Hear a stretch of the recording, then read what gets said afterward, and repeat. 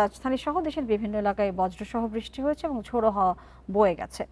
আবহাওয়া নিয়ে আলোচনা করতে আগারগাঁও থেকে আমাদের সাথে আমরা যুক্ত করতে পেরেছি AKM নাজমুল হককে। নাজমুল হক, জানাবেন যে ঝড়ের যে আভাস দেওয়া হয়েছিল আবহাওয়া অফিস থেকে, তা কি এখনো রয়েছে কিনা? জি, ধন্যবাদ। আপনারা জানেন যে এই এপ্রিল মাস এবং মে মাস এই সময়টা হচ্ছে কালবৈশাখী সহ ঝড়ো হাওয়া বয়ে থাকে।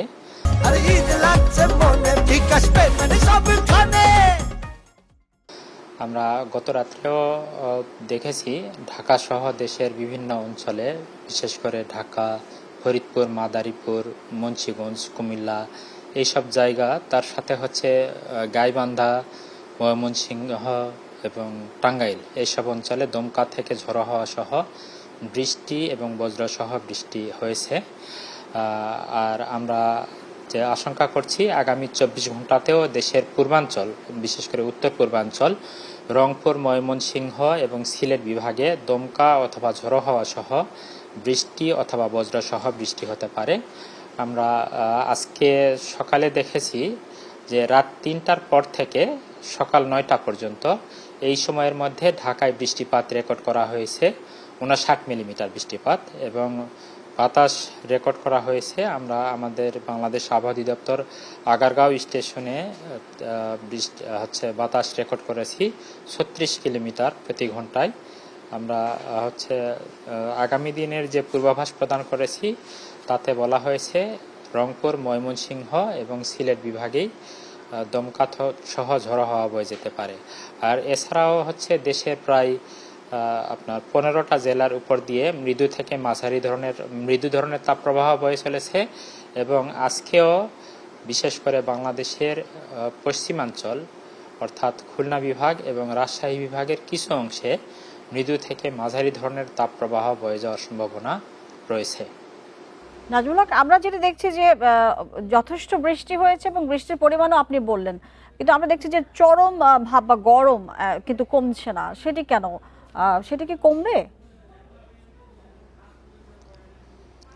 জি জি জি আসলে একটা বিষয় হচ্ছে যে এপ্রিল মাস এবং মে মাসে যে বৃষ্টিপাতের ধরন, এখানে কিন্তু যখন বৃষ্টি হয় তখন আপনার 30 মিনিট থেকে শুরু করে সর্বোচ্চ 1 ঘন্টা পর্যন্ত বৃষ্টি হয়ে থাকে। আর বর্ষার সময় যে বৃষ্টিপাতের ধরন তখন বৃষ্টির কম পরিমাণে হলেও সেটা প্রায় দীর্ঘ সময় ধরে হয়ে থাকে, ফলে ভূপৃষ্ঠ থাকে ভেজা। আর এই সময় বৃষ্টি হলেই তার কিছুক্ষণ পরে আকাশ পরিষ্কার হয়ে যায় এবং রৌদ্রোজ্জ্বল আবহাওয়া বিরাজ করে।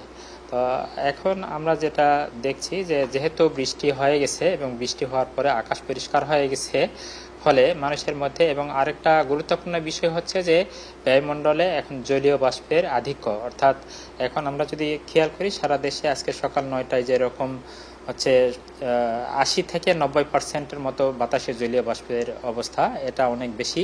এই যে জলীয় বাষ্প বেশি থাকার ফলে মানুষের মধ্যে একটা ভ্যাপসা গরমের অনুভূতি, অর্থাৎ তাপমাত্রা যদি 36 ডিগ্রি হয়ে থাকে তাহলে মানুষের কাছে মনে হচ্ছে এটা মনে হয় 38 থেকে 39 ডিগ্রি সেলসিয়াস তাপমাত্রা। এটার মূল কারণ হচ্ছে বাতাসে জলীয় বাষ্পের পরিমাণ বেশি থাকার কারণে। আমরা আশঙ্কা করছি যে এই অবস্থা আগামী অন্ততপক্ষে আরও সামনে কয়েকদিন বেশি থাকতে পারে, তবে এটা কিছুটা কম অনুভূত হতে পারে। রংপুর, ময়মনসিংহ, সিলেট বিভাগে তুলনামূলকভাবে কম মনে হতে পারে। ঢাকা সহ বাংলাদেশের পশ্চিমাঞ্চল, বিশেষ করে রাজশাহী, খুলনা বিভাগ প্রায় পুরোটাই, এবং ঢাকা বিভাগেও জনাব নাজমুল হক, আপনাকে অনেক ধন্যবাদ আমাদেরকে আবহাওয়া নিয়ে বিস্তারিত তথ্য দেওয়ার জন্য।